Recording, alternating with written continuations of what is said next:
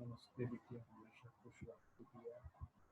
इसे जेवियम doctor location faculty of Computer Science, University.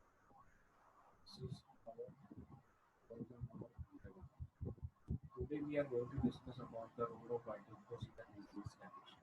In our last two lectures, horizon 9 and 10, we discussed about the vital force in the now in this horizon we try to understand the role of vital force in the disease condition, how our vital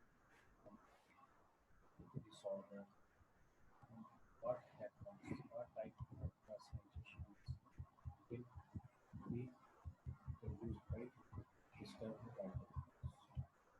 So in this 11th aphorism, when a person falls ill, it is only this spiritual self-acting vital force everywhere present in his organism that is primarily deranged by the dynamic influence upon it of a morbific agent inimical to life. So starting की तीन लाइनों के अंदर जो चीज हम समझने की कोशिश कर रहे हैं वो ये है कि जब कोई पर्सन बीमार होता है it is only this spiritual self acting vital, यह केवल जो स्पिरिचुअल है हमारा मतलब एनर्जी है जो हमारी वाइटल को जैसे नाइन्थ अप्रैल में बात करी थी कि ये इसकी क्वालिटी ऑटोक्रेटिक और ऑटोमेटिक, ये जो ऑटोमेटिक हमारा वाइटल फोर्स है जो हमारी पूरी बॉडी के अंदर प्रेजेंट है everywhere present in the organ that is primary derange, ये सबसे पहले डिरेंज होता है। मुख्य तौर पे ये डिरेंज होता है जब कोई पर्सन बीमार है, उसका वाइटल फोर्स प्राइमरीली डिरेंज होता है। और यहाँ पे जो उसकी क्वालिटी बता दी स्पिरिचुअल सेल्फ एक्टिंग है, सब जगह प्रेजेंट होता है।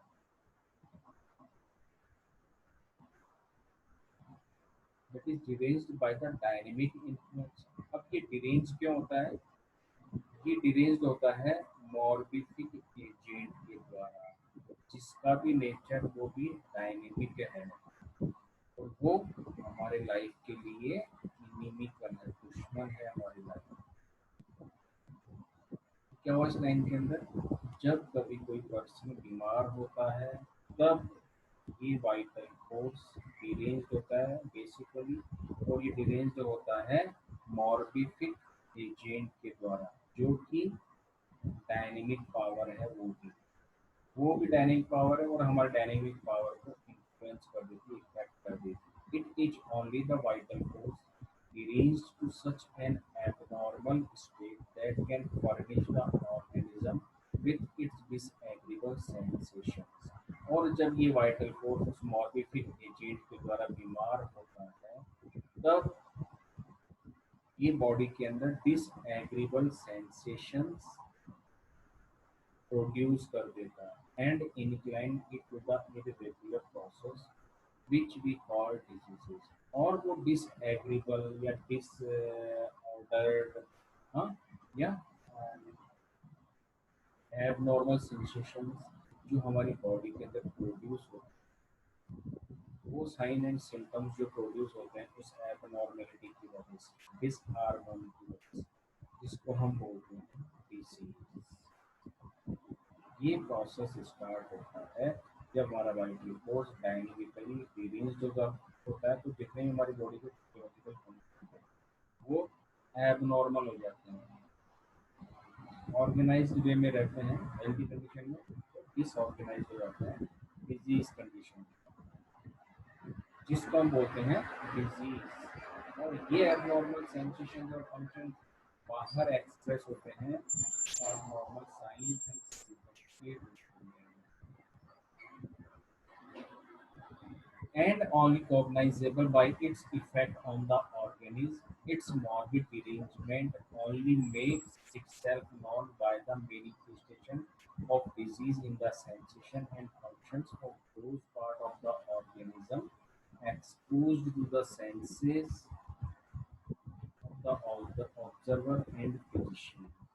अब ये जो एबनॉर्मेलिटी है, ये एबनॉर्मल फंक्शंस एंड सेंसेशंस हैं जो कि वाइटल फोर्स के डिरेंज्ड होने की वजह से बने हैं, इसको सिर्फ हम महसूस कर सकते हैं, उसको हम देख नहीं सकते।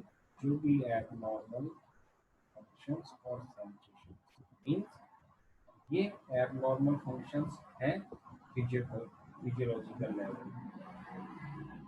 अभी डिजीज का कोई मैनिफेस्टेशन किसी पर्टिकुलर ऑर्गन के पैथोलॉजी के रूप में सामने नहीं आया। सिर्फ ये सेंसेशंस हैं जिनको सिर्फ पेशेंट फील कर सकता है। जो सब्जेक्टिव सिम्टम है उनको सिर्फ पेशेंट फील कर सकता है, और कोई ऐसे साइन जिनको पेशेंट भी फील कर सकता है, उसके फैमिली वाले भी फील कर सकते हैं, और डॉक्टर भी उनको देख सकता है। तो ये एबनॉर्मल साइन एंड सिम्टम्स हैं। तो कुछ ऐसे सिम्टम्स प्रोड्यूस होंगे जिसको सिर्फ पेशेंट फील कर सकता है, कुछ ऐसे साइन भी प्रोड्यूस होंगे जिनको फिजिशियन भी फील देख सकता है और पेशेंट भी देख सकता है। और कुछ इस तरह के, जैसे कि हम पेशेंट का इन्वेस्टिगेशन कराते हैं डिजीज के दौरान, तो एबनॉर्मल फाइंडिंग्स जो इन्वेस्टिगेशन में देखने को मिलती है जिनको हम साइन कहते हैं, वो भी थ्रू द मशीनरी के द्वारा हम उनको देख सकते हैं।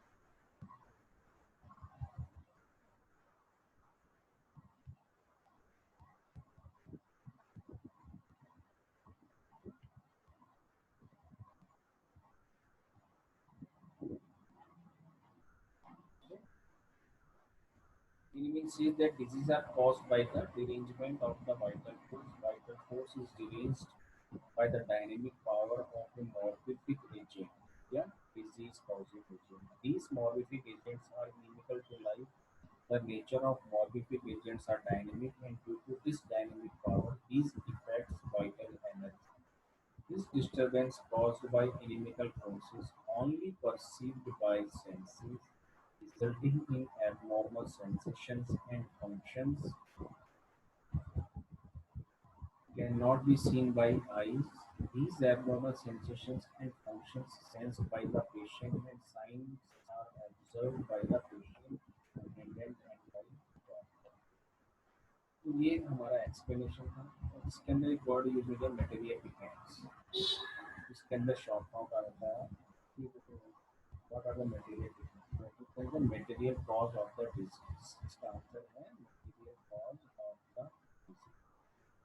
So this is our aphorism number 11.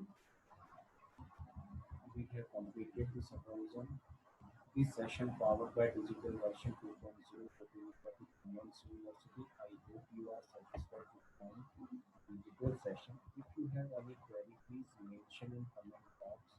I will resolve